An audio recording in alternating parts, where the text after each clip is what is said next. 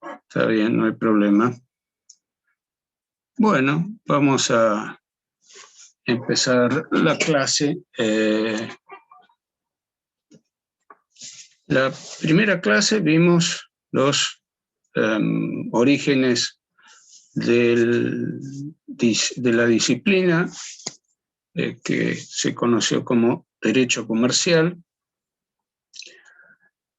y vimos que a partir de la codificación de las reglas referidas a las actividades comerciales, la doctrina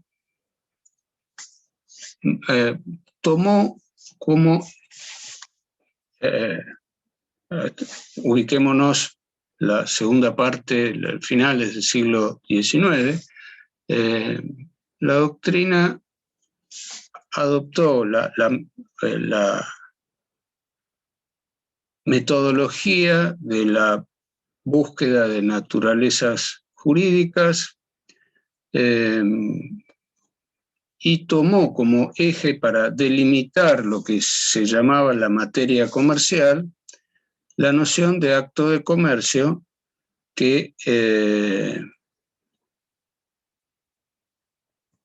estaba definida en las disposiciones del Código de Comercio francés, que luego fueron adoptadas por nuestro Código de Comercio y incluidas dentro del artículo 8 del Código de Comercio.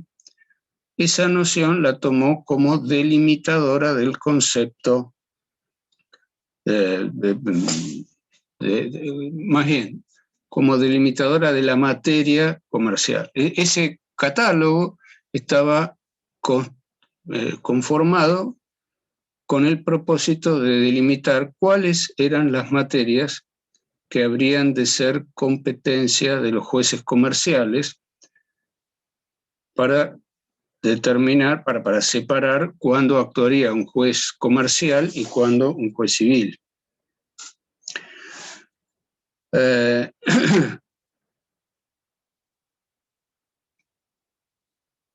Con el correr del tiempo, la definición de acto de comercio empezó a ser objeto de disputas porque resultaba que el catálogo de actos que enumeraban las legislaciones a los fines de establecer esa competencia de los jueces comerciales incluía situaciones que no formaban parte de la noción de comercio en el sentido de intermediación.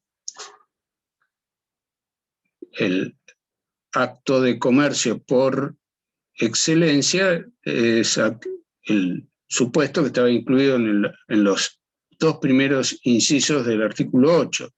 Aquel que compra cosas con el objeto de revenderlas y obtener una diferencia entre el precio de compra y el precio de venta, por un lado, y luego estaba incluido como acto de comercio la reventa que se hacía de esas cosas. Que eso era comercio no daba motivo a mayores disputas, pero resultaba que había otros supuestos incluidos en la definición, en ese catálogo, que no respondían a esa noción, pero que por razones que el legislador había considerado pertinentes, estaban comprendidas dentro de la competencia de los jueces comerciales. Y entonces empezó a plantearse una disputa entre los autores, y esa disputa respecto de cuál era la correcta definición del acto de comercio llevó a que la doctrina fuera evolucionando hacia otro punto de vista y considerar que en realidad, habida cuenta de la evolución de los tiempos, ya en el curso del siglo XX, van a aparecer en las sucesivas legislaciones que se fueron dictando en Europa. Citamos la importancia de dos en particular: el Código Suizo de las Obligaciones y años más tarde el Código Civil Italiano de 1942, empezaron a tomar otros criterios para definir quiénes eran los sujetos que estaban comprendidos en las cargas propias de lo que en el Código de Comercio francés eran los comerciantes.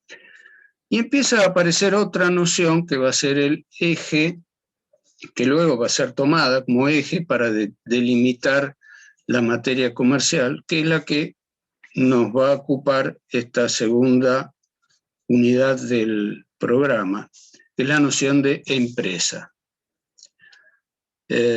Vamos a compartir la pantalla con otras diapositivas sobre esta cuestión.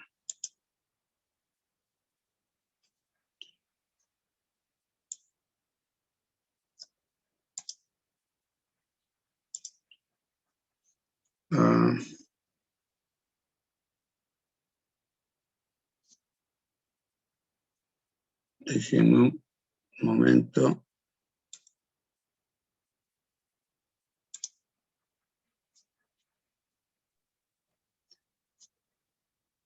Debo una preguntita, doctor.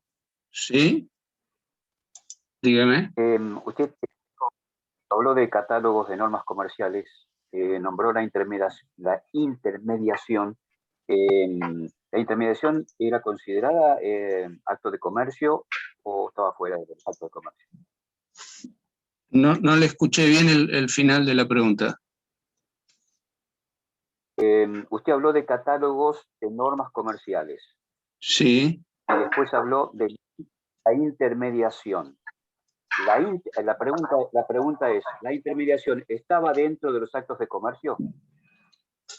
Sí, precisamente la noción central de acto de comercio era la compra para revender, que es una forma de intermediación, y la reventa que se hace por parte de alguien que compró cosas para luego venderlas a un mayor precio. Eso es la noción de intermediación y la noción de comercio en el sentido corriente de la expresión.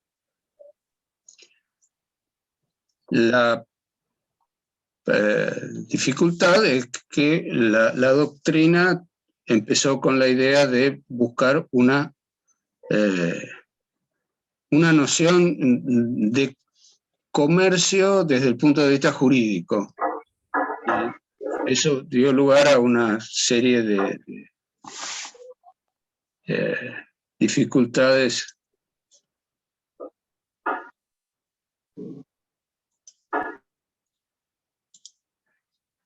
Bien, estábamos tratando de compartir pantalla y que yo pudiera ver a su vez.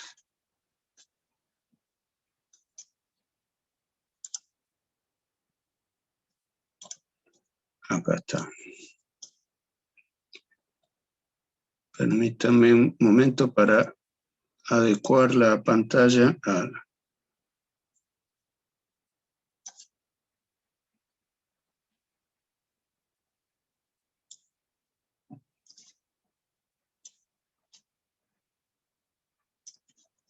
Bien.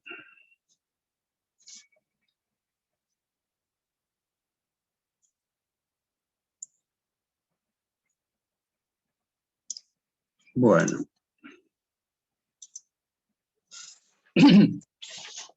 Entonces vamos a detenernos en esta noción de empresa de la que les hablaba. En la legislación, esta noción de empresa tiene una larga historia. Ya en los viejos estatutos de las ciudades en la Baja Edad Media, en las ciudades, en los burgos, donde el sindicato de los comerciantes, la corporación de los comerciantes, obtenía de los señores feudales el derecho a resolver las disputas en tribunales propios. Los estatutos de esos gremios o sindicatos incluían una referencia a la noción de empresa.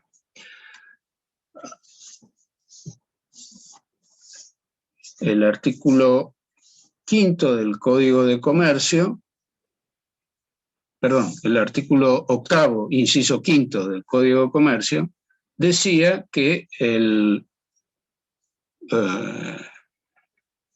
los actos realizados por personas, o más bien esto es lo que se interpreta de esa disposición, los actos realizados por personas que estuvieran organizados en forma de empresa serían considerados también actos de comercio. No solamente aquellos actos de intermediación, sino cualquier acto realizado por un sujeto organizado en forma de empresa habría de ser considerado acto de comercio. Esta expresión venía de aquellos, de la histórica definición de las competencias de los tribunales comerciales. Ese es el origen más antiguo de la expresión. En esta diapositiva estamos viendo los temas que vamos a incorporar, así que vamos a pasar a la siguiente, donde vamos a desarrollar este aspecto de la empresa como acto de comercio. La forma en que está escrita esa frase, esa expresión, trajo bastantes problemas porque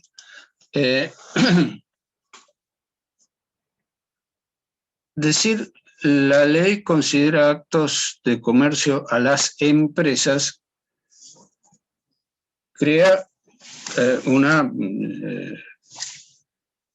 sorpresa. El catálogo de actos de comercio, la lista del artículo 8 del Código de Comercio, en nuestro caso, pero lo mismo pasaba en el Código francés, del cual estaba tomado, incluía acciones. Y la categoría gramatical que se utiliza para referirse a acciones en el lenguaje corriente son los verbos. Consiste en un acto de comercio comprar o consiste en un acto de comercio vender. Tenemos la acción de comprar y la acción de vender.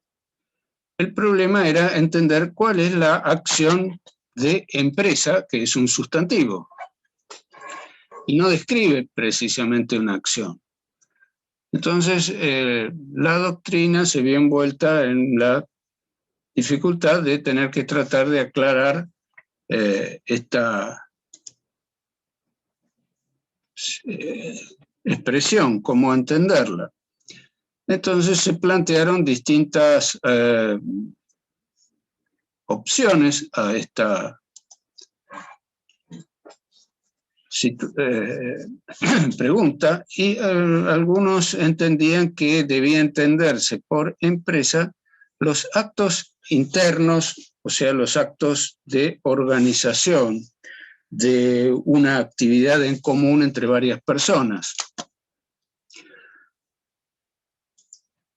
ponerse de acuerdo para celebrar un contrato, para ver si habrían un contrato de sociedad, de organización de la actividad, o cómo sería esa actividad.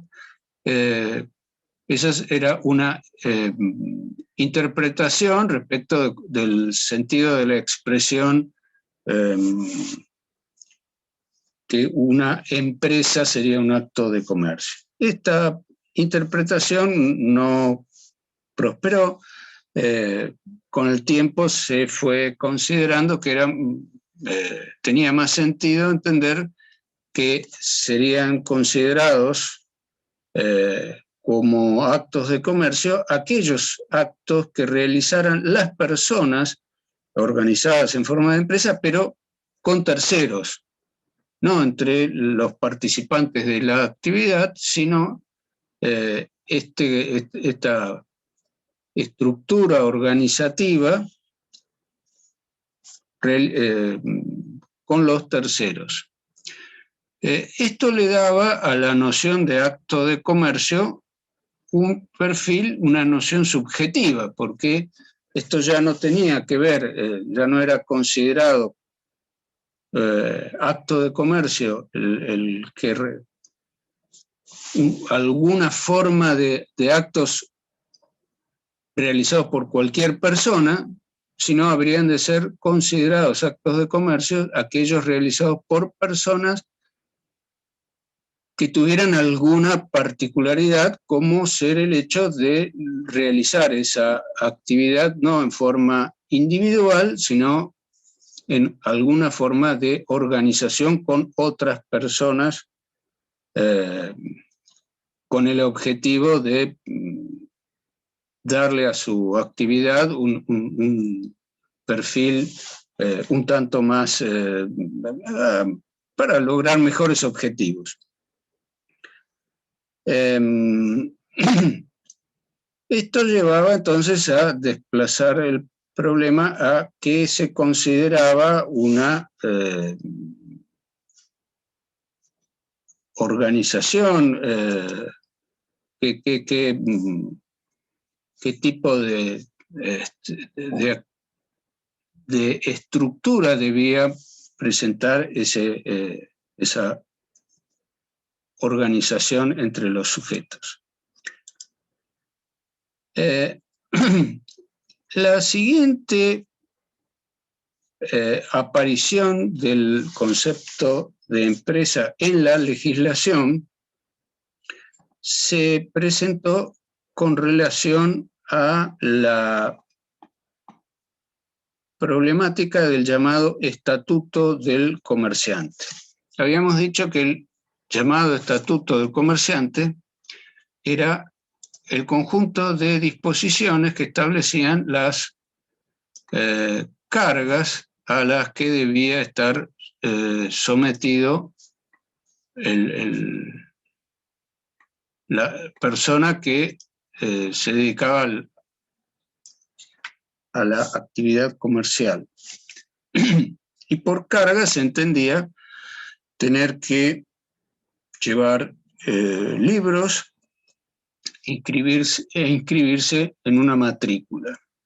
Pero en el marco de la época en que se dicta el Código de Comercio francés, este llamado Estatuto del Comerciante se veía también con una serie de particularidades adicionales que lo rodeaban. Pensemos que el Código de Comercio francés se dicta en 1807, comienzo del siglo XIX, pocos años después de la Revolución Francesa. La teoría económica en boga en esa época era el mercantilismo,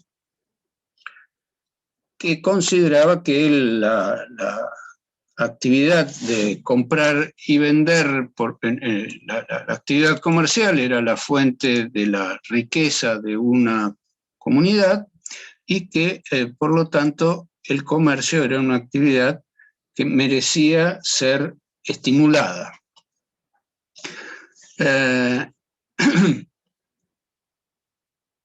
Y en ese marco de pensamiento, y en una época que no estaba tan alejada de lo que se había llamado el antiguo régimen, o sea, una sociedad jerarquizada, estructurada, y en la que las distintas actividades venían de estar organizadas en forma, diríamos hoy, corporativa. Los comerciantes no solamente debían tener cargas, sino que también tenían que tener privilegios.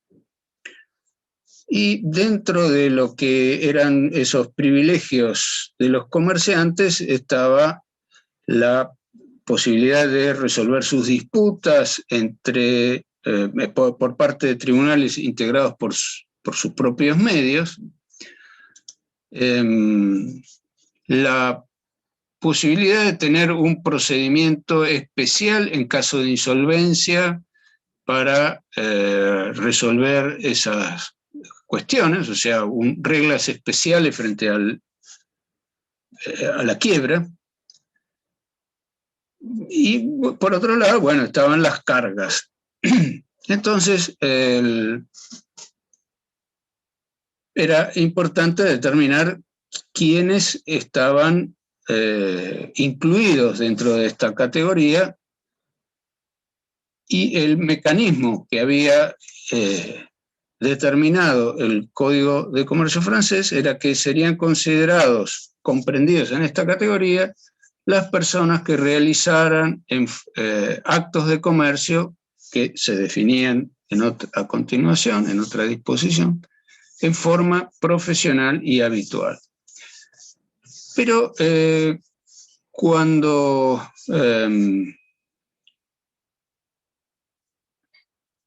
el sujeto del estatuto del comerciante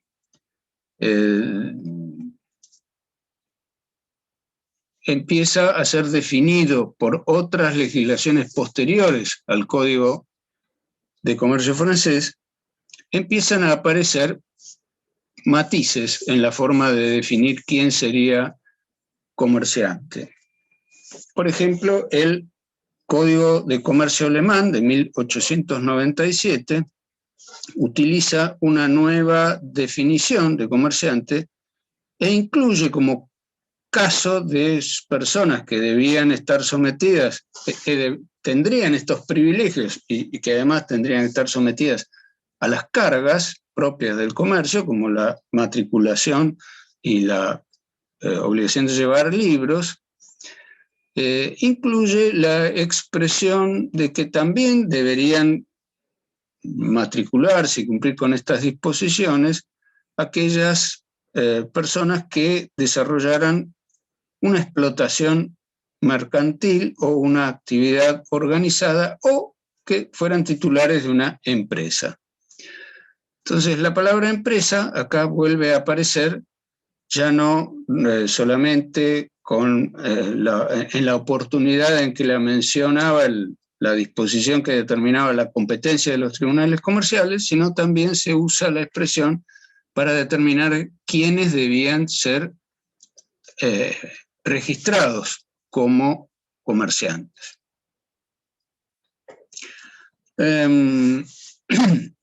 Algo parecido se vuelve a repetir en oportunidad de la sanción en Suiza del Código Suizo de las Obligaciones. Este código fue, recordemos, el precursor de la unificación en la regulación de las obligaciones civiles y comerciales.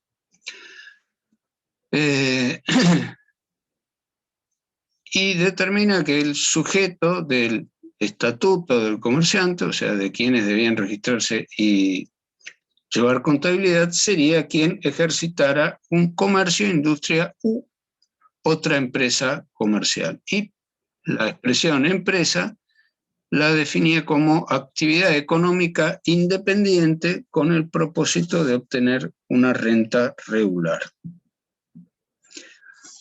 El Código Civil italiano, que se dicta ya varios años después, 1942, se continúa en esta metodología y reafirma esas tendencias de del Código Suizo, de la unificación, y para la nueva definición del sujeto, del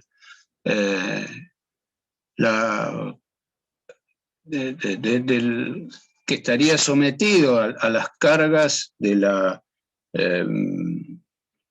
registración y de llevar libros, usa la expresión de decir que sería aquel que profesionalmente ejercitara una actividad económica organizada a los fines de la producción o del intercambio de bienes o de servicios.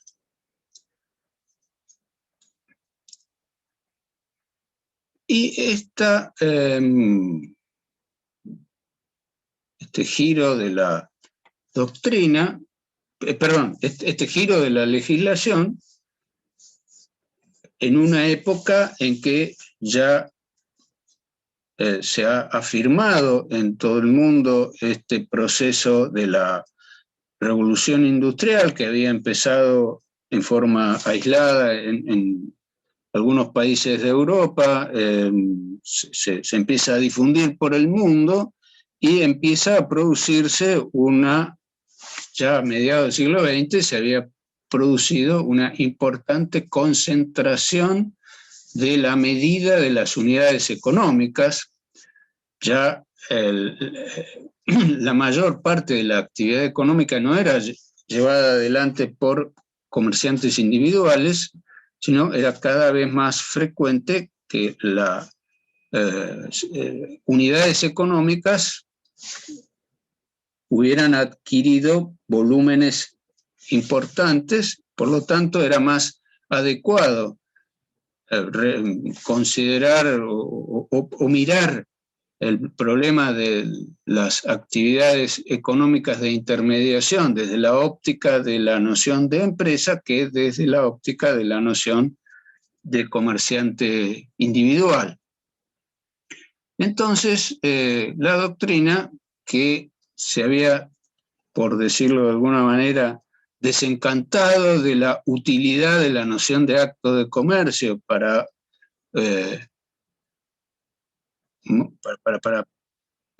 poder manejar esta problemática de la determinación, de la delimitación de lo que debía ser comprendido dentro de la regulación del derecho comercial, va a interesarse en definir ahora qué es empresa, porque, por un lado, muchas legislaciones utilizaban esta noción a los fines de,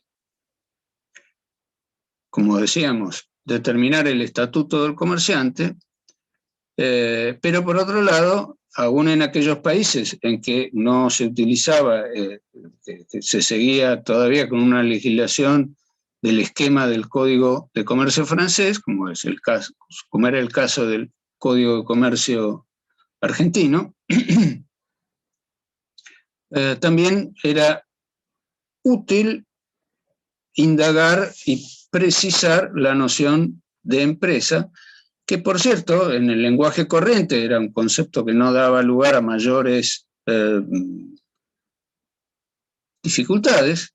Desde el punto de vista del uso común, la noción de empresa se relaciona con algún grado de concentración económica mayor, por lo menos en dos puntos, en lo referido a la dimensión del capital reunido para llevar adelante esa actividad, y por otro lado, en cuanto a la organización del factor humano, o sea, la cantidad de personal involucrado en esa actividad. Sin embargo, un importante sector de la doctrina, y siguiendo esa impronta que había quedado en la tradición jurídica, sobre todo en la tradición jurídica europeo-continental, respecto del papel de los conceptos, la doctrina se abocó a la idea de buscar un concepto de empresa desde el punto de vista jurídico. Entonces, el eje de ese intento de la doctrina empezó a circular, a conformarse en torno de la definición que había dado el Código Civil Italiano de 1942, que era actividad económica organizada para la producción o el intercambio de bienes o de servicios con empleo preponderante de trabajo ajeno.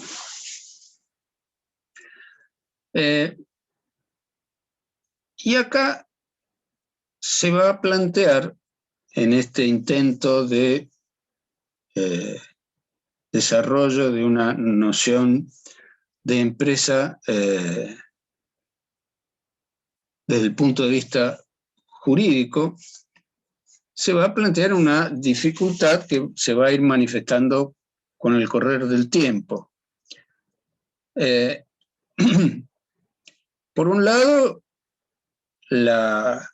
esta noción de empresa va a tener manifestaciones de tipo subjetivo y por el otro lado va a tener manifestaciones de tipo objetivo, porque a veces la noción de empresa en determinados contextos alude a situaciones referidas a personas y en otros contextos la noción de empresa va a aludir a situaciones referidas a bienes, cosas o derechos.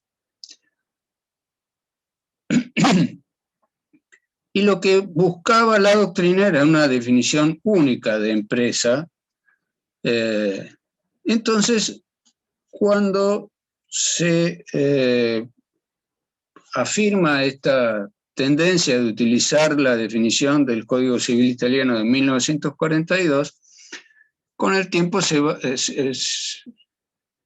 a decir que la definición de empresa anclaba en el concepto de actividad. Y para ahondar un poco más en esta cuestión, es necesario tener presente qué significa definir un concepto.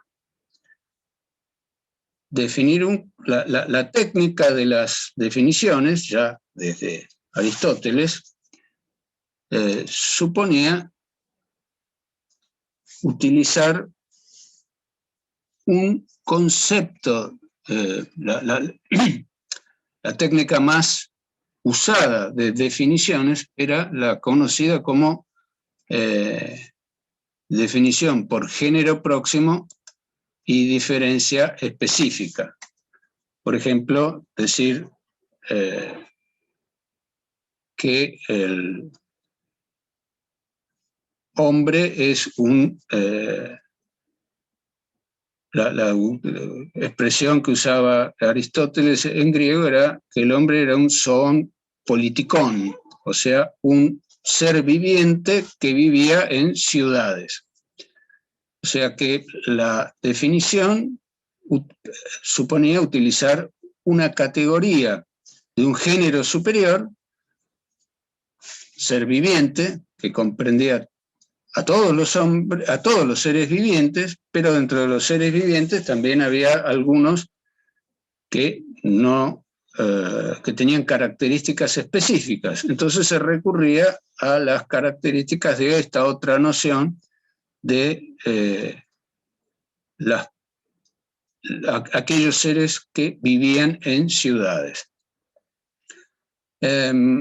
Bueno, la ciencia jurídica ha venido usando esa forma de definiciones del género próximo y diferencia específica de manera muy notoria cuando, cuando pasamos revista a una gran cantidad de conceptos que pueden ser definidos según esa técnica de definiciones. Y esto, por ejemplo, si nos detenemos en considerar la cadena de definiciones que se pueden establecer a partir de la noción de hechos jurídicos, la definición de los actos jurídicos como hechos jurídicos que tienen determinadas características, la definición de contratos como por referencia a los actos jurídicos que tengan alguna característica especial, como por ejemplo la de tener un contenido patrimonial, y la definición de cada uno de los contratos en términos de la definición genérica de contrato. Bueno, esta técnica es muy útil para que en un cuerpo normativo sistematizado, como es un código, se eviten referencias innecesarias. Se define una vez el concepto de orden superior y luego se definen otras categorías subalternas, y esto permite una gran economía regulatoria. Se requiere escribir menos artículos en un código a partir de la utilización de esta técnica, y a su vez permite regular determinadas consecuencias normativas en el nivel del concepto de orden superior sin necesidad de reproducirlas en cada uno de los niveles inferiores, porque las normas, las consecuencias normativas que son aplicables al concepto de orden superior también van a serlo para los conceptos que están definidos en los órdenes, en los rangos inferiores. Esta técnica entonces es muy útil, pero con el tiempo se va a advertir que no todos los conceptos son susceptibles de ser definidos de esta manera, porque esto funciona sin mayores dificultades en los conceptos que están dentro, para la definición de los conceptos que están debajo en las cadenas, en los escalones inferiores, pero no sirve para definir el concepto que está en el orden superior. Hay conceptos que no pueden ser definidos en términos de otros conceptos porque la doctrina no ha producido una elaboración o no ha habido una regulación normativa de esos conceptos de orden superior. Y estos problemas lingüísticos en la problemática de las definiciones del derecho era un tema que no había sido profundizado en el mundo del derecho hasta bien avanzado el siglo XX, y la definición de empresa quedó enredada en esta nebulosa de la falta de indagación de los problemas lingüísticos en el ámbito jurídico. Y se va a objetar en el curso sobre la segunda parte del siglo XX, se va a objetar que esta definición de empresa planteada desde esta perspectiva de que debía encontrarse un concepto único y no advertir que en realidad la noción de empresa en determinados contextos tenía un significado, un contenido referencial, y en otros otro. Bueno, pues dejó a la vista que cuando se definía, según la definición del Código Civil Italiano de 1942, cuando se definía la empresa como actividad económica organizada,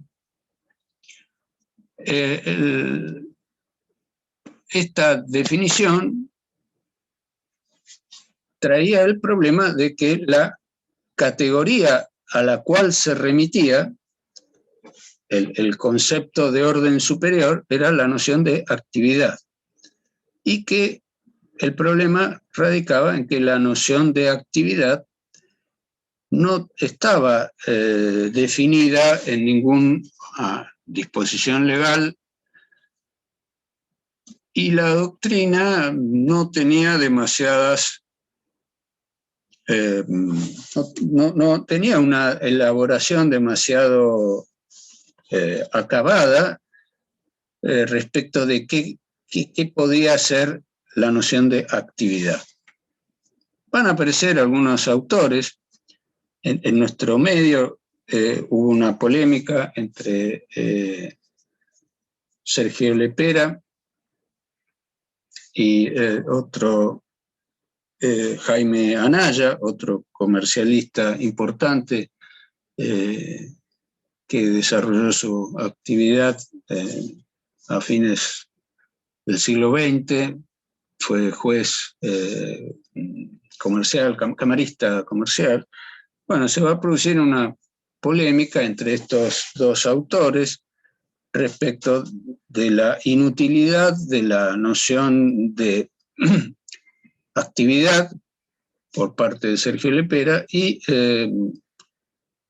Jaime Anaya va a sostener que, bueno, que si bien se miraba el problema, la noción de actividad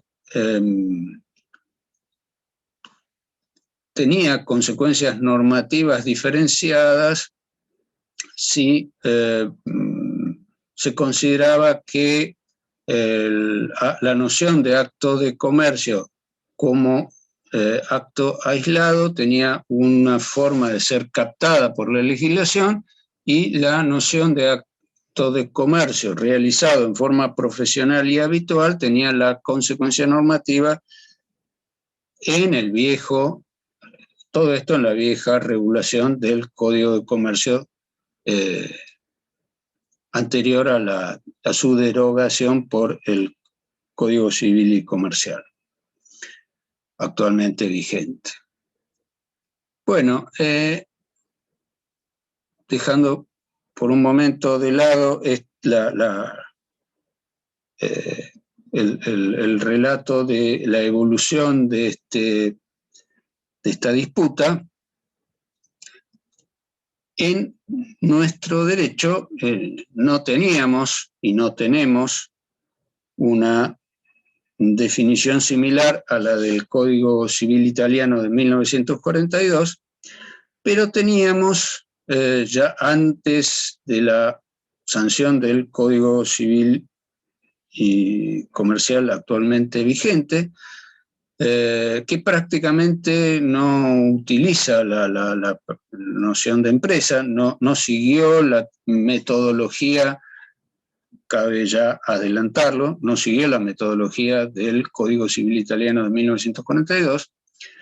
Teníamos en nuestra legislación la Ley de Contrato de Trabajo, que en su artículo 5 tenía una serie de disposiciones, pero siempre entendiendo que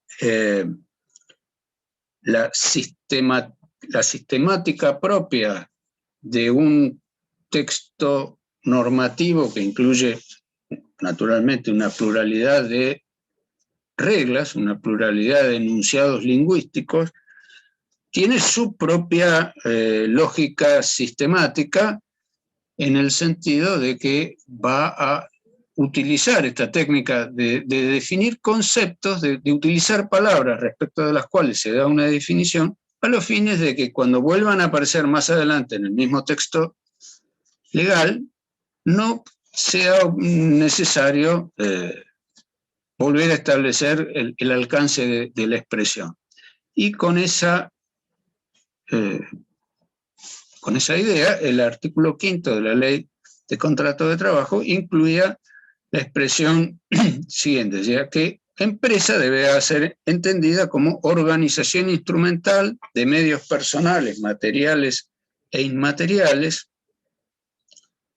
ordenadas bajo una dirección para el logro de fines económicos o benéficos, y que empresario debía entenderse como aquel que dirige una empresa por sí o por medio de otras personas y con el cual se relacionan jerárquicamente los trabajadores, cualquiera sea la participación que las leyes asignen a estos en la gestión y dirección de la empresa. Bueno, naturalmente que esta definición tenía por objeto determinar dentro de una organización humana compleja quienes debían estar sometidas a las reglas de la Ley de Contrato de Trabajo y quienes debían ser considerados como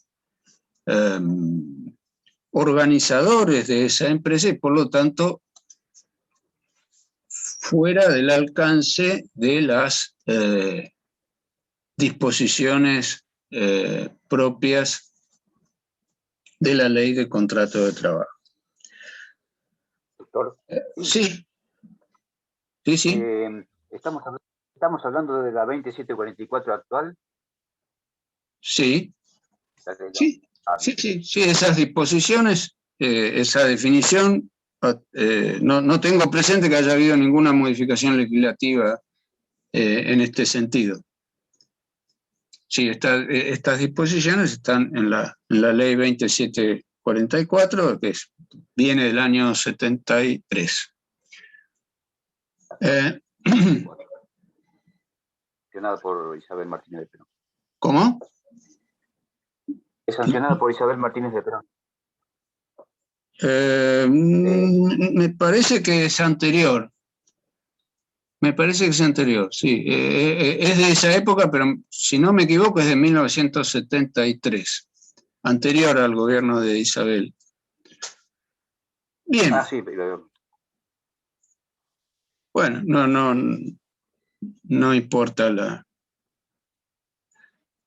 Bueno, entonces, como consecuencia para terminar de plantear este enfoque del problema que trata de echar luz a al problema de la definición de empresa, tomando en consideración estos aspectos lingüísticos que genera la problemática de las definiciones. Vamos entonces a enfocarnos en estos dos usos de la expresión empresa. La empresa como referencia al empresario, o sea, la connotación subjetiva del concepto de empresa que en algunos contextos tiene, cuando es usado tanto por los legisladores como por los jueces o como por los teóricos del derecho. Y por otro lado, la noción de empresa cuando hace referencia a estos aspectos de los activos que una actividad implica concentrar o afectar, que es la connotación objetiva de la noción de empresa. Entonces, por un lado, vamos a ver la noción de empresa como sujeto de derecho. Sujeto de derecho en un sentido particular, no en el sentido de personalidad jurídica, porque en nuestro régimen legal la noción de empresa no alcanza a reunir las características propias de lo que podemos definir como una persona jurídica. La noción de personalidad jurídica tampoco es una noción clara, ha dado lugar a muchas disputas, pero sin entrar en este momento en ese problema, podemos decir que sea cual sea la postura que tengamos sobre el problema de la personalidad jurídica, lo que en general está todo el mundo de acuerdo es que es un problema que tiene que ver con con alguna forma de separación patrimonial. Habrá personalidad jurídica cuando haya alguna forma de separación patrimonial, o sea, algún conjunto de activos que responden por deudas contraídas según reglas específicas. Y la noción de empresa no cumple con esos requisitos en nuestro ordenamiento jurídico. Las empresas no son conjuntos de activos que conformen un patrimonio especial. Lo que sí, la resonancia subjetiva de empresa sí puede alcanzar a la referencia a los sujetos que están sometidos a la carga de matricularse, de llevar libros, etc. O sea que podemos entender, sí, que hay una connotación subjetiva de la noción de empresa cuando nos referimos al sujeto de una actividad profesional, al empresario, que a veces, en ciertos contextos, se utiliza la palabra empresa para referirse a la persona que está a cargo de una empresa o que dirige una empresa. Y a veces en el lenguaje corriente no se distingue entre una cosa y otra, o más bien se usa una palabra entendiendo que se está refiriendo a la persona y no a un conjunto de bienes o de activos.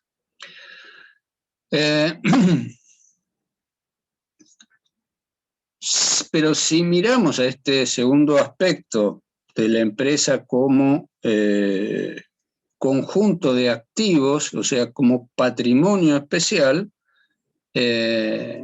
bueno, el uso lingüístico que a veces encontramos en los textos, cuando alguna norma jurídica pueda decir la empresa que tenga hasta 10 empleados estará sometida a tal régimen legal o le serán aplicables tales normas impositivas. Ese uso lingüístico no transforma a la empresa en un sujeto de derecho en el sentido de patrimonio especial. La noción jurídica que se ha desarrollado a los fines de captar este otro conjunto de sentidos que ronda en torno de la palabra empresa, es la noción de hacienda comercial. Cuando por empresa vamos a referirnos a conjuntos de activos, a qué bienes están afectados a una actividad determinada, la noción que habrá de captar la palabra, el término técnico jurídico que habrá de captar esa esfera de significado de la palabra empresa, es la noción de hacienda comercial. Entonces, si asumimos que la noción de personalidad jurídica implica separación patrimonial, más allá de los grados que se pueden establecer en términos de separación patrimonial, después vamos a ver que distintas formas de organización jurídica tienen también distintos grados de separación patrimonial. Por ejemplo, para que se entienda a qué me refiero con esto, no tiene la misma separación patrimonial una empresa que se ha organizado como sociedad anónima que una empresa que se ha organizado como sociedad colectiva. En la sociedad anónima, los socios no tienen responsabilidad más que por la integración de los aportes que hacen a la sociedad, y en las sociedades colectivas los socios mantienen siempre a lo largo de la vida de la sociedad una responsabilidad solidaria y subsidiaria por las obligaciones sociales. Entonces ahí vemos que hay distintas formas de separación patrimonial en las distintas formas de organización de una empresa, aún de aquellas que constituyen mecanismos de separación patrimonial, como es la utilización de un contrato de sociedad para organizar una actividad en común entre distintas personas. Pero hay actividades en común que pueden desarrollarse sin la necesidad de celebrar un contrato de sociedad. Y en esos casos no tenemos ninguna forma de separación patrimonial, porque vamos a ver que en la persona del empresario, además de tener obligaciones contraídas en el marco de su actividad empresaria, habrá de tener obligaciones o relaciones jurídicas contraídas en otro marco de actividades. Por ejemplo, obligaciones que surjan de las relaciones familiares, obligaciones de alimentos para con hijos o cónyuges o excónyuges, u obligaciones hacia padres. Bueno, esas relaciones jurídicas están totalmente afuera del ámbito de lo que son las relaciones patrimoniales de alguien que además desarrolla una actividad profesional que permite que los consideremos empresario o comerciante. Entonces, en el marco del derecho vigente, quien desarrolla una actividad sin haber establecido un mecanismo jurídico de separación patrimonial, va a tener que, desde el punto de vista jurídico, va a tener acreedores originados en la actividad empresaria y relaciones jurídicas ajenas a esa actividad. En algunos países, el régimen legal aplicable a la hacienda comercial o al fondo de comercio implica alguna forma atenuada de diferenciación que puede hacer parecer a una separación patrimonial del tipo de la que se da cuando se constituye una sociedad comercial. Por ejemplo, la noción en el sistema alemán, la forma en que en la legislación alemana ha sido tratada la noción de el régimen legal de la empresa, de la hacienda comercial o del fondo de comercio, asemeja a la forma de un patrimonio, porque vamos a ver más adelante que cuando se transfiere un fondo de comercio en la legislación alemana se transfieren ciertos activos y ciertas deudas.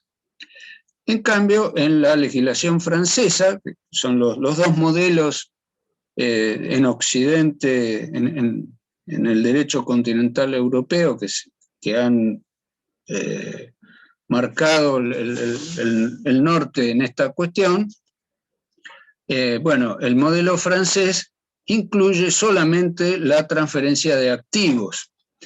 Por lo tanto,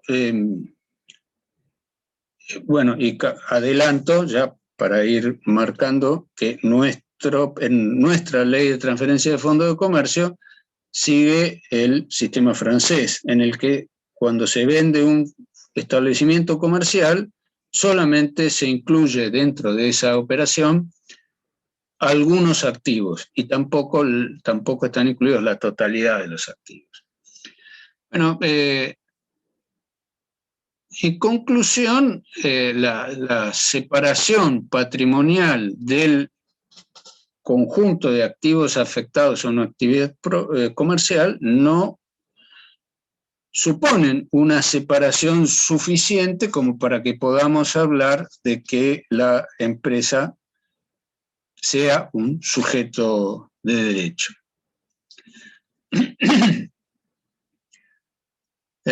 Se puede plantear como una propuesta de que en el futuro, en algún contexto, en algún país, alguien puede considerar que sea útil regular la empresa como sujeto de derecho en el sentido de que tenga una separación patrimonial y que no haya problemas entre las deudas originadas en la actividad comercial y las que no están, las que tienen otros orígenes, pero vamos a ver que esta propuesta no ha tenido mucha acogida. Un solo país del mundo, por lo menos los que del mundo conocido en la esfera jurídico-cultural en la que nos movemos en nuestro país. El único caso conocido donde se legisló una suerte de empresa unipersonal con separación patrimonial es en el Principado de Liechtenstein, pero más allá de eso, el desarrollo y la difusión y la liberación de formalidades para la constitución de sociedades anónimas ha venido a hacer innecesaria la figura de la empresa unipersonal de responsabilidad limitada, de modo que si alguien no recurre a la constitución de una forma societaria, sus activos van a responder tanto por las deudas originadas en la actividad comercial como por las deudas ajenas a esa actividad. Bien. El otro sentido, el otro campo de referencia de la noción de empresa, dijimos que era el campo objetivo. O sea, la posibilidad de que la expresión empresa aluda a activos.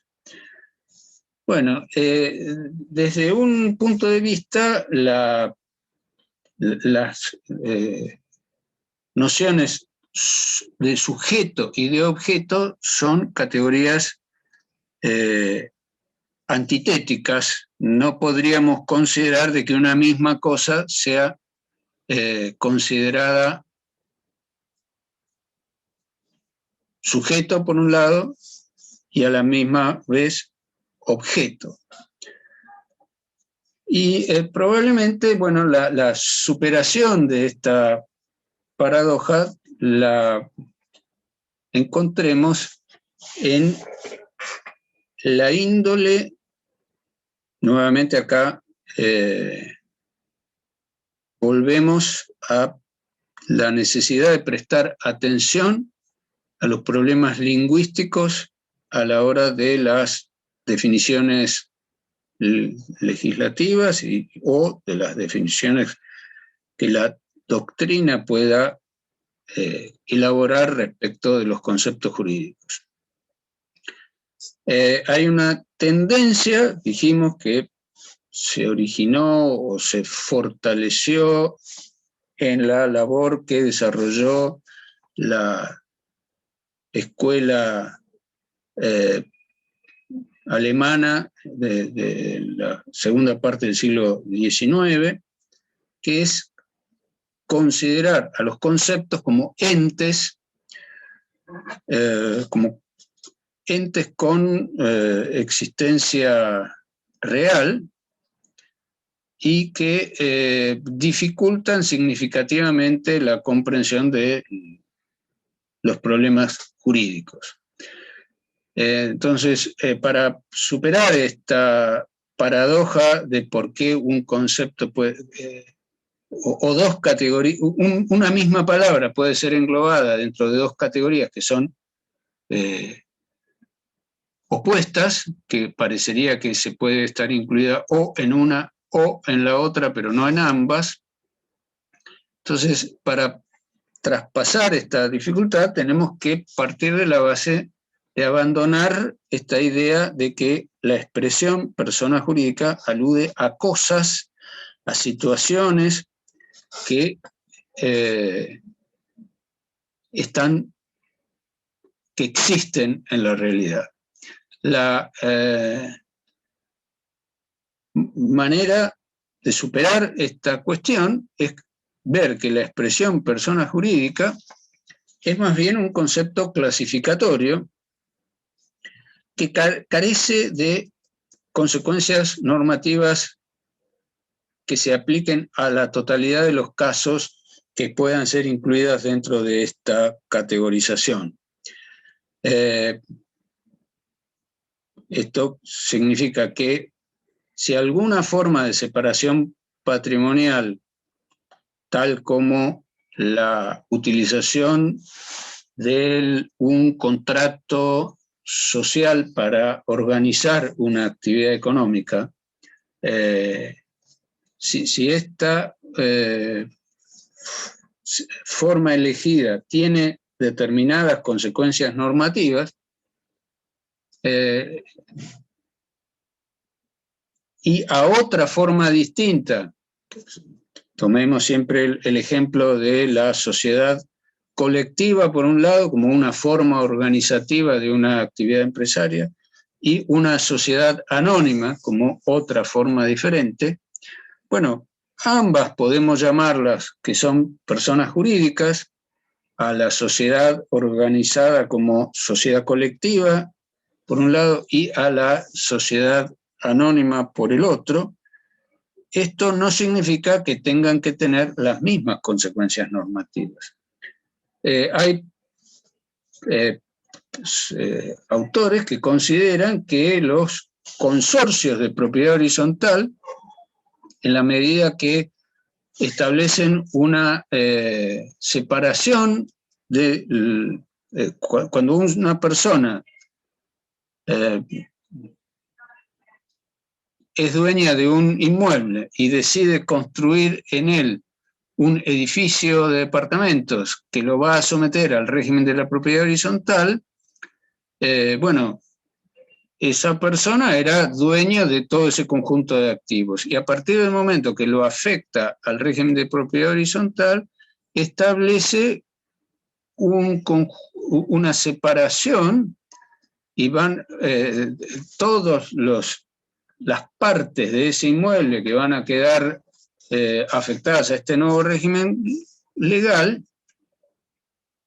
van a responder a mecanismos jurídicos diferentes, porque un reglamento de copropiedad supone definir que va a haber partes de uso exclusivo que podrán ser vendidas a diferentes personas y va a haber partes de uso común. Entonces, ahí tenemos una cierta forma de separación patrimonial en la medida que tenemos activos que van a responder por deudas de diferente manera.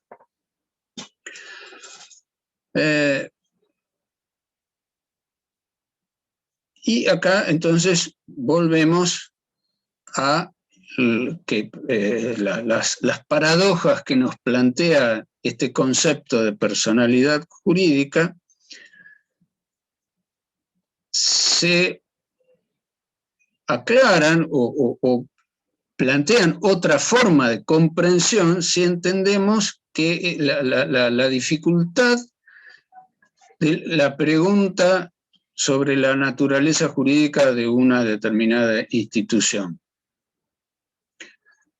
En determinados casos, esa pregunta se puede resolver por la remisión a un concepto de orden superior. O sea, un determinado mecanismo jurídico podemos entenderlo como referido a otro respecto del cual decimos esto es lo que significa este concepto, pertenece a la clase de los conceptos tales y se le aplica tal diferencia específica. Tiene tales otras características. Pero el problema y las paradojas que presenta las disquisiciones sobre la noción de persona jurídica radican en que la noción de persona jurídica es un concepto de orden superior que no lo podemos remitir a una categoría que esté definida claramente en la legislación. Más allá de que en el nuevo Código Civil y Comercial tengamos un catálogo de situaciones que son consideradas como personas jurídicas, no tenemos legislado cuáles son las consecuencias de que algo sea una persona jurídica. Esto es un problema que el esclarecimiento de los problemas lingüísticos en el ámbito de las definiciones jurídicas es un problema que recién ha empezado, cuyo esclarecimiento ha tenido más difusión en el ámbito de la cultura anglosajona o angloamericana que en el de la doctrina europeo-continental. Por lo tanto, no tenemos entre nuestros autores demasiada claridad para argumentar sobre este tipo de problemas. Y entonces esto trae la dificultad de ponerse de acuerdo respecto de si la noción de empresa, por ejemplo, entre otras consecuencias de estas oscuridades en el uso de las definiciones, por ejemplo, si la noción de empresa tenemos que incluirla dentro de la categoría de las universalidades de hecho o de las universalidades de derecho. El problema de si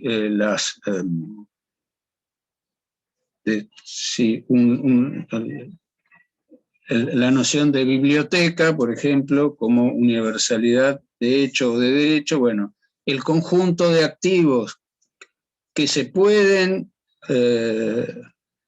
o los activos que una empresa puede adquirir o de los cuales se puede desprender, sabemos que tienen un tratamiento diferente cuando se va a enajenar en bloque todo ese conjunto de activos. Bueno, pero y esto entonces ha dado lugar a la discusión, pero la empresa, entendido como universalidad, como conjunto de activos que considerados globalmente a los fines de incluirlos en una contratación. Si se van a vender todos juntos, debemos darle un tratamiento específico. ¿Dentro de qué categoría se incluye? Bueno, el problema es que no tenemos definido cuáles son estas dos categorías, de hecho, universalidad de hecho o universalidad de derecho.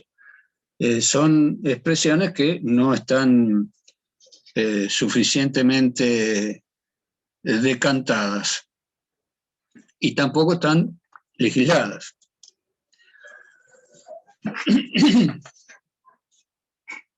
Bueno, ¿qué problemas trae esta visualización de la noción de empresa y sus dificultades clasificatorias dentro de las distintas categorías? Bueno, uno de los problemas es el referido a el problema de la agrupación de sociedades o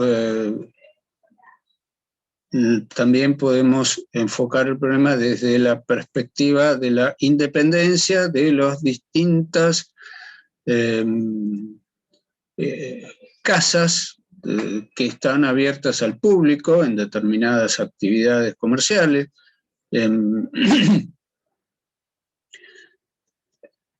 Cuando estas distintas casas tienen un mismo titular. El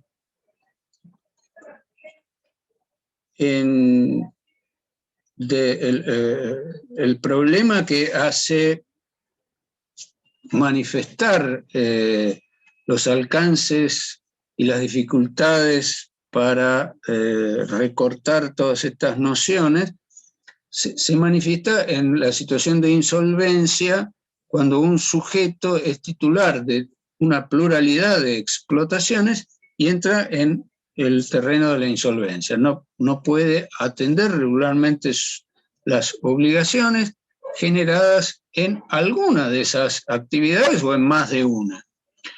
La aplicación de las reglas de derecho común que regían antes de la regulación,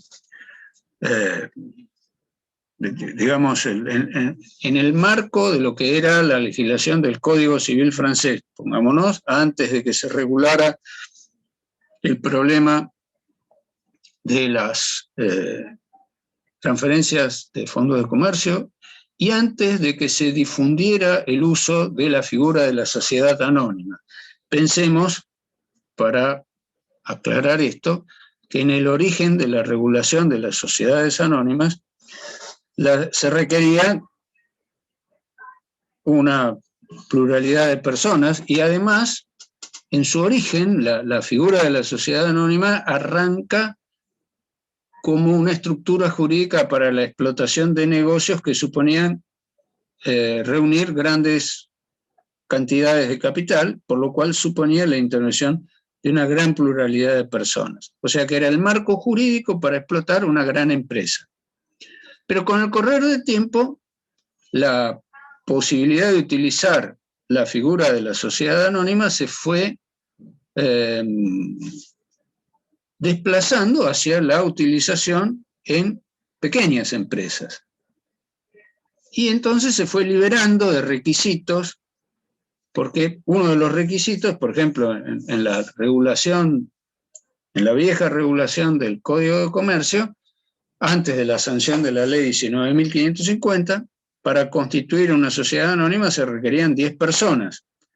Para constituir una sociedad colectiva bastaban 2. Pero con el tiempo se fueron, ya cuando se sanciona la ley 19.550, bastó con que 2 personas pudieran conformar una sociedad anónima. Y con el correr del tiempo apareció la pregunta, ¿y por qué se necesitan 2 personas? ¿Por qué no se puede constituir una sociedad anónima con una sola persona? Bueno, esto ha traído muchos problemas que podemos considerar que no están todavía cerrados, pero hoy día sí se puede constituir en nuestro país una sociedad anónima con una sola persona. Pero retrotraigámonos al momento en que esto no era posible y que tampoco era tan común que un empresario que fuera titular de diversas explotaciones constituyera una sociedad anónima para cada una de ellas. Si nos situamos a fines del siglo XIX, era común que esto no sucediera. Y podía darse el caso que una de las explotaciones fuera eficaz, tuviera un desenvolvimiento normal del crédito, que desarrollara su actividad cumpliendo sus obligaciones, y que otra de las explotaciones no. Bueno, según las reglas de derecho común, según la cual el patrimonio es la prenda común de los acreedores, todos los, ante el incumplimiento o la imposibilidad del cumplimiento de las obligaciones que determinara que se produjera la quiebra de un sujeto, porque la quiebra es un mecanismo que se aplica a los sujetos, sean individuales o colectivos. Entonces, la situación de quiebra producía que la totalidad de los activos de una persona debían responder en forma proporcional a la totalidad de los acreedores de ese sujeto. Y esto entonces producía situaciones indeseables, porque las unidades económicas que tenían un buen desempeño quedaban absorbidas por este mecanismo jurídico, dejaban de funcionar, y los acreedores de estas unidades económicas que funcionaban bien se veían absorbidos por el procedimiento de la quiebra. Y esto no era satisfactorio para un desarrollo del comercio sustentable. Bueno, los problemas que planteaba esta situación fueron superándose a medida que se fue difundiendo la utilización de la figura de la sociedad anónima, y que se fueran facilitando los requisitos para la creación de sociedades anónimas. Bien.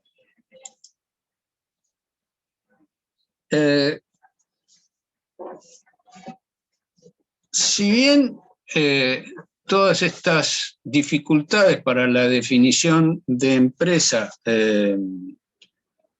no podemos decir que se hayan superado,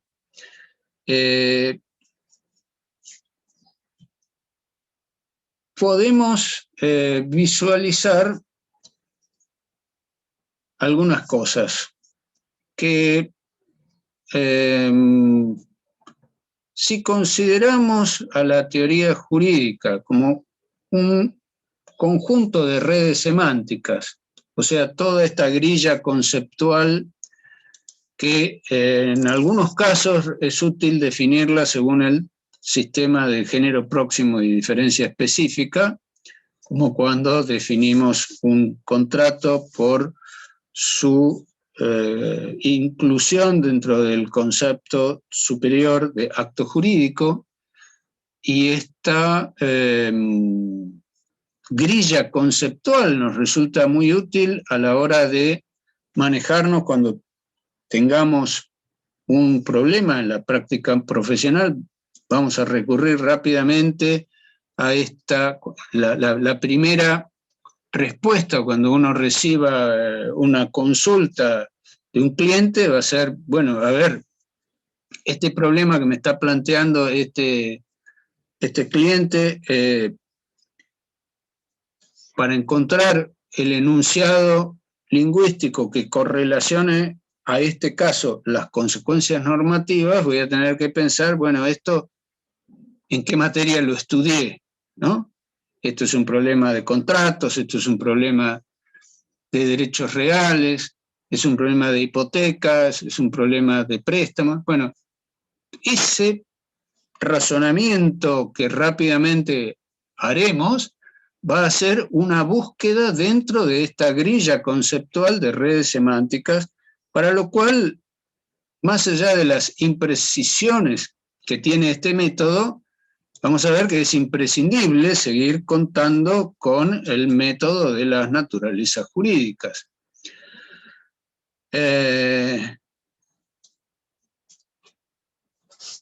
Y dentro de esos conceptos, algunos conceptos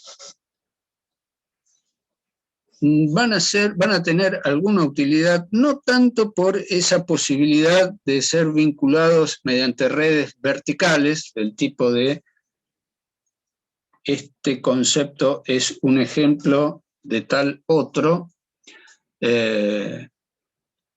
se incluye en tal categoría de orden superior y se diferencia con esta otra característica.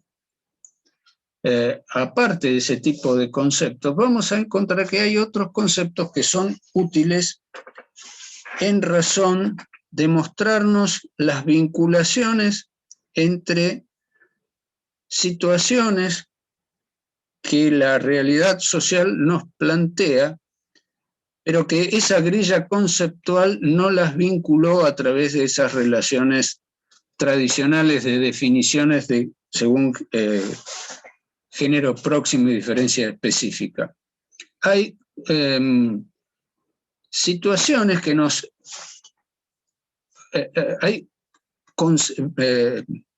en determinados momentos, los conceptos nos brindan una utilidad adicional, que es no solamente recurrir a ellos para ver cómo encuadro este caso particular y dónde encuentro la respuesta para la solución normativa para este caso, sino que los conceptos a veces nos van a ser útiles para entender, para visualizar y unir puntos que están separados dentro de la grilla conceptual.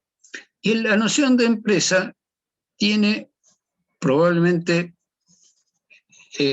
sea esta la particularidad que explique por qué, no obstante, los desacuerdos en torno de esta noción que se han ido poniendo de manifiesto con el correr del tiempo, ¿por qué lo seguimos utilizando?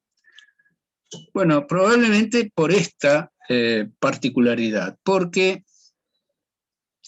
la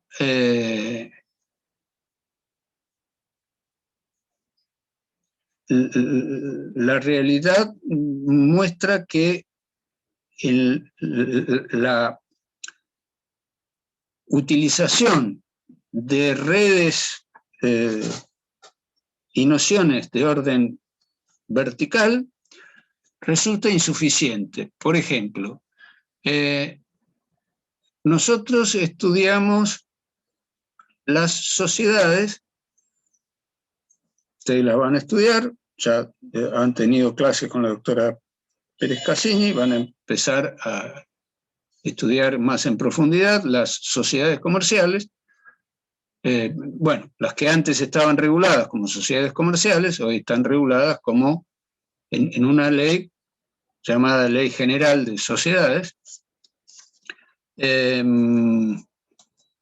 y las sociedades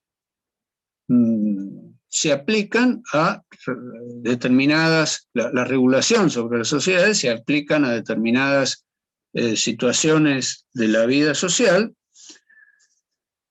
Y en el programa las tenemos, en el programa de estudios, las tenemos en un bloque. Hay un conjunto de unidades destinados al estudio de las sociedades. Por otro lado, vamos a estudiar ahora el problema de la noción de fondo de comercio como uno de los aspectos de esta noción de empresa. Y el problema de la noción de fondo de comercio es que de alguna manera está superpuesta con la noción de sociedades, pero están reguladas en forma separada. Tenemos una ley de sociedades, la 19.550, y tenemos una ley de transferencia de fondos de comercio, la ley 11.867, que la vamos a estudiar en forma totalmente separada. Pero ¿qué pasa? Cuando una sociedad comercial se pone en funcionamiento, además de los problemas propios de las relaciones entre los socios, van a surgir problemas referidos a que la actividad de esa sociedad habrá generado seguramente un establecimiento comercial. Los socios que se pusieron a realizar actos en el desempeño del objeto de la sociedad, habrán empezado a comprar y vender mercaderías, habrán desarrollado una marca para vender esas mercaderías, habrán contratado empleados, y entonces, además de tener por un lado una sociedad comercial, vamos a tener por otro lado un establecimiento o más de un establecimiento comercial. Y en determinado momento una sociedad va a verse enfrentado a la opción de decidir, bueno, queremos expandir nuestra actividad. Entonces, tenemos la opción de o bien comprar otros establecimientos, o si esos establecimientos están organizados como sociedades, también podemos comprar las participaciones de los socios en esas sociedades y ser las mismas personas o la sociedad dueñas del establecimiento comercial con el cual habían empezado su actividad, más otros establecimientos comerciales que los pudieron haber adquirido bajo distintas formas jurídicas. Bueno, toda esta problemática en el desenvolvimiento de la vida social se va complejizando, y entonces tenemos reglas que rigen esas distintas problemáticas que en principio, según esta grilla conceptual con la cual se confecciona un programa de estudios en una facultad y que se organizan en categorías conceptuales diferentes, en algún momento las tenemos que reunir, vincular, porque vamos a encontrarnos con problemas íntimamente interrelacionados. Entonces, a la hora de pensar estos problemas, vamos a ver que la noción de empresa nos va a echar luz y nos va a permitir vincularlas. Por ejemplo, vamos a ver más adelante en el articulado de la ley de defensa de la competencia, que a los fines de autorizar determinadas concentraciones económicas, la ley de defensa de la competencia, la ley que heredera, digamos, de la ley de antimonopolios, la vieja ley 12.962, que regula las concentraciones económicas, hasta cuándo es permitida una unificación de empresas. Bueno, esta ley, a los fines de regular los distintos mecanismos de aplicación de la misma, establece que utiliza más bien la noción de empresa para captar formas jurídicas diferentes. No se refiere a la fusión de sociedades, que es una figura que está, que la van a estudiar ustedes dentro de la ley 19.550, sino que utiliza la noción de fusión de empresas, que no está contemplada dentro de la ley 19.550, porque la noción de empresa tiene la plasticidad suficiente para reunificar y darnos una perspectiva más amplia a la hora de la solución de los problemas.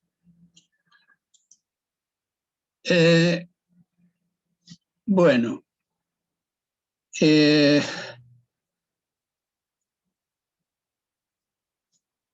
con esto hemos cumplido la idea, el propósito de desarrollar la compleja evolución de la noción de empresa en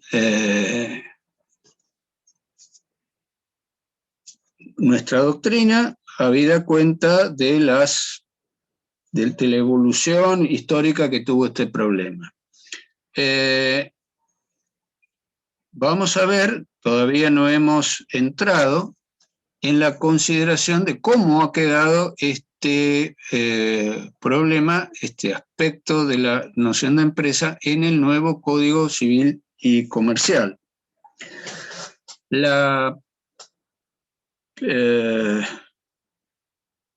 Si uno pone el Código Civil y Comercial en un procesador de textos y pone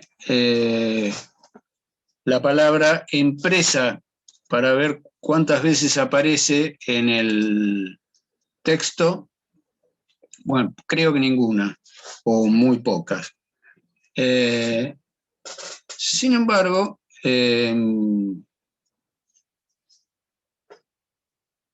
la legislación, el Código Civil y Comercial, tiene un artículo que está, el artículo,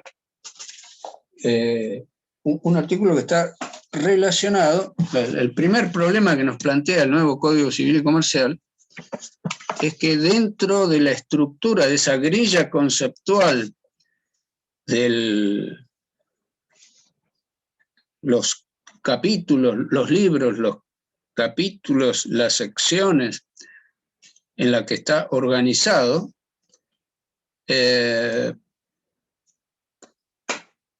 no sabemos, o nos va a costar trabajo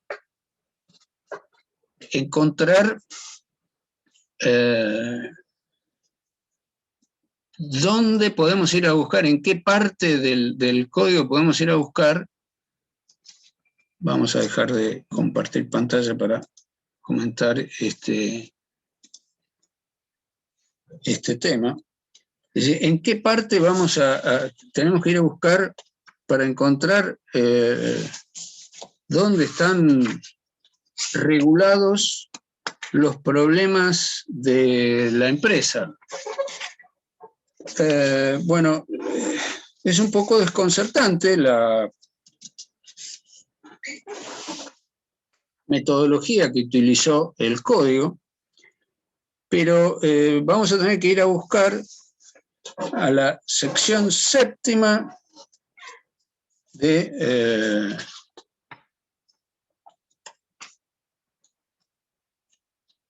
permítanme un momento que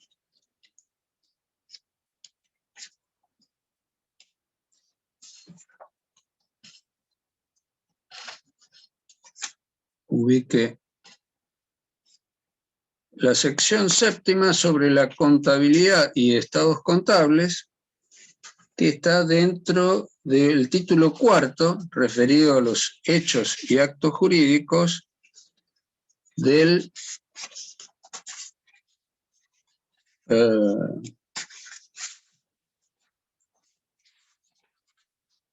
libro primero. O sea, tenemos libro primero sobre la parte general, título cuarto sobre hechos y actos jurídicos, y una sección séptima sobre la contabilidad y los estados contables. En esa sección séptima tenemos un artículo 320 que dice así: están obligadas a llevar contabilidad todas las personas jurídicas privadas y quienes realizan una actividad económica o son titulares de una empresa o establecimiento comercial. Una vez aparece la palabra empresa, que es en este artículo. Entonces, están obligados a llevar contabilidad todas las personas jurídicas privadas y quienes realizan una actividad económica organizada o son titulares de una empresa o establecimiento comercial, industrial, agropecuario o de servicios.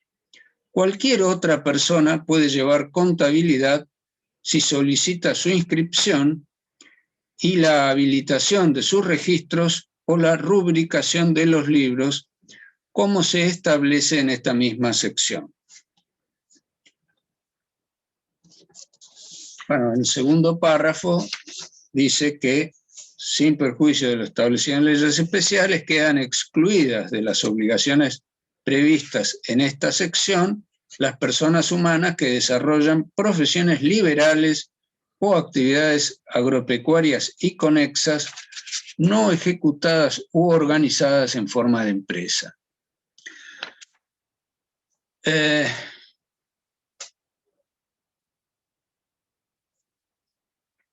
Entonces, dentro de las categorías conceptuales que veníamos analizando, el problema de la empresa aparece de manera lateral a los fines de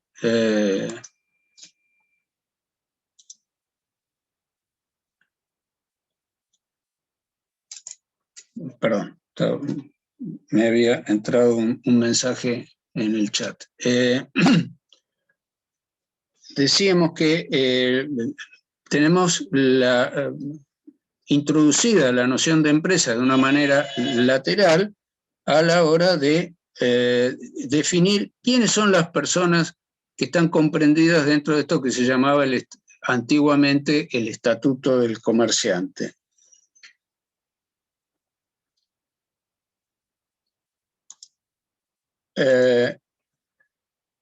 Y con este propósito de definir a las personas que se incluyen en el Estatuto del Comerciante, dentro del capítulo referido a los que tienen que llevar libros, se hace referencia a las personas que están organizadas en forma de empresa. Esta disposición, este artículo del nuevo Código Civil y Comercial, no supone en absoluto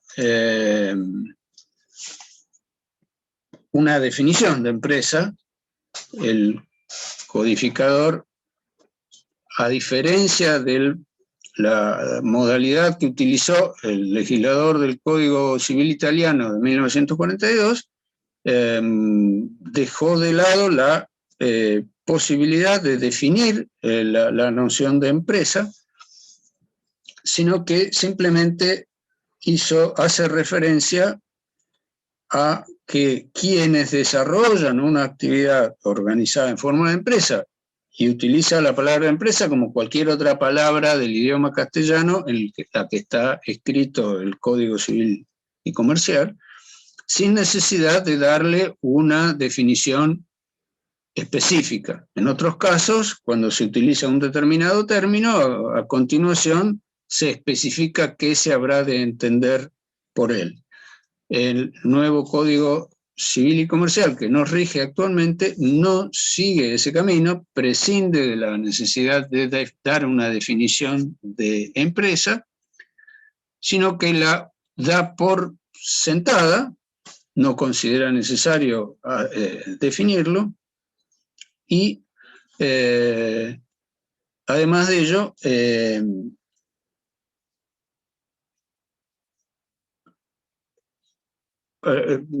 supone que si alguien realiza una actividad organizada en forma de empresa, quedará comprendido dentro de la carga de llevar un sistema contable.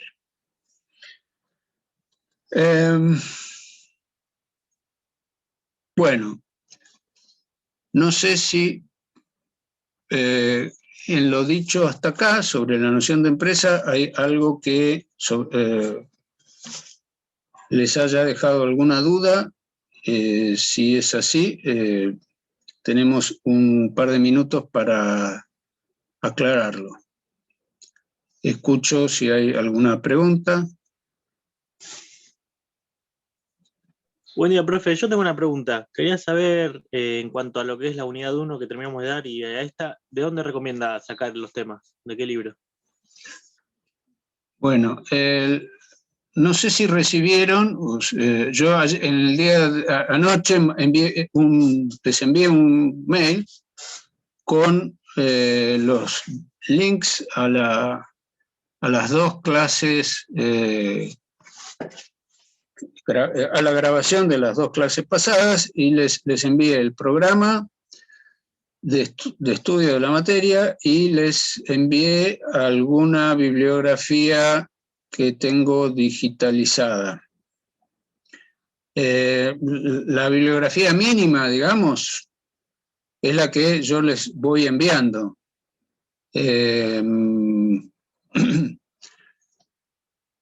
Tradicionalmente, la parte general de la materia, en cuanto manual, el manual clásico que ha sido objeto, que todas las generaciones de estudiantes hemos utilizado para el derecho comercial, es Rodolfo Fontana Rosa, Derecho Comercial Argentino, el tomo 1, volumen 1, trata todo lo referido a la parte general del derecho comercial y todo lo referido a esta bolilla 1, hasta el punto en que la obra, hasta la fecha en que la obra esta fue escrita. Con posterioridad a eso se produjeron numerosas reformas legislativas y hay cuestiones que no están incluidas dentro de esa bibliografía. En la medida que yo tengo digitalizado material, se los voy a ir haciendo llegar. Fuera de eso, para el que tiene acceso, porque tiene la biblioteca en su casa o tiene acceso a alguna biblioteca, no sé en este momento cuántas bibliotecas están activas, abiertas a partir de las restricciones a la circulación que implica la pandemia, a las restricciones a las actividades, más allá de que ahora todavía la circulación está habilitada. Bueno, no tengo exactamente el conocimiento de qué bibliotecas pueden estar funcionando. En cuanto a la noción de empresa, la bibliografía, el autor que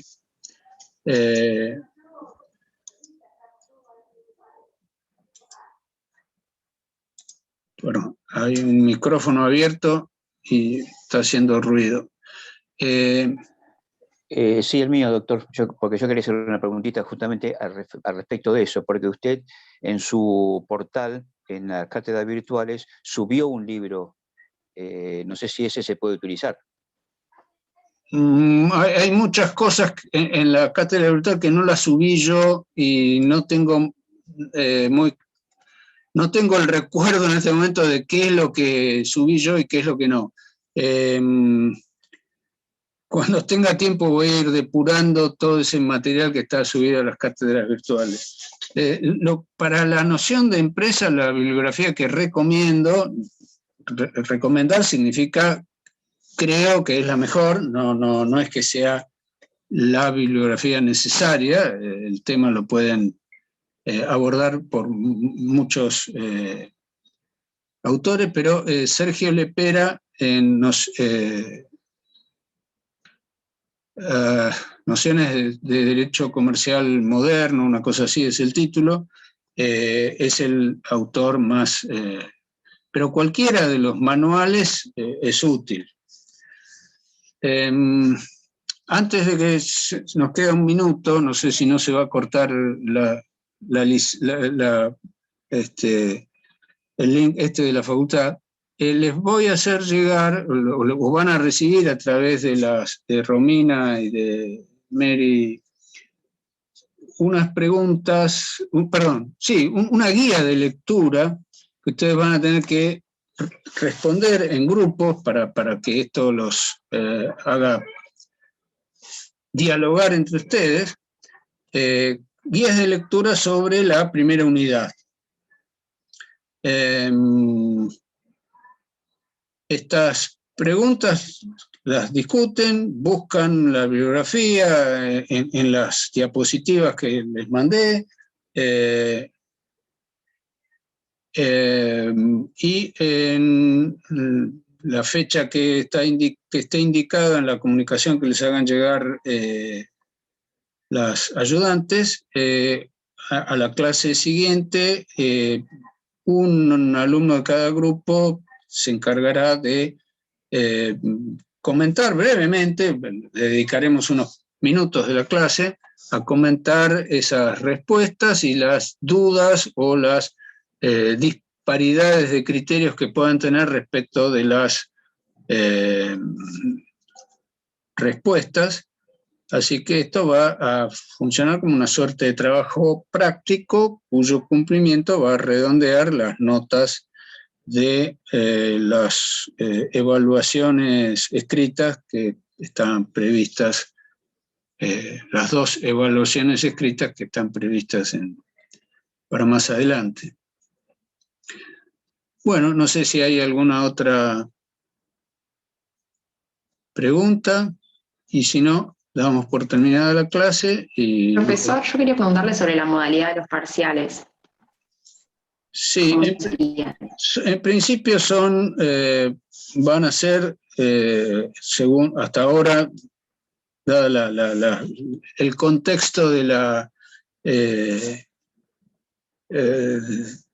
no presencialidad, van a ser preguntas que van a contestar de tipo multiple choice, que van a contestar en la página de las cátedras virtuales. Hay una sección donde se pueden responder cuestionarios, todos al mismo momento, en un día determinado, se habilita ese cuestionario y de ahí surge la nota.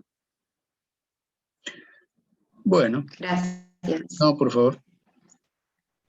Bueno, si no hay otras preguntas, damos por terminada la reunión y nos veremos el próximo lunes, y que tengan felices Pascuas. Gracias, profe. Gracias, profe. Hasta luego. Hasta luego. Hasta luego. Buen día. Chao, gracias. Igualmente.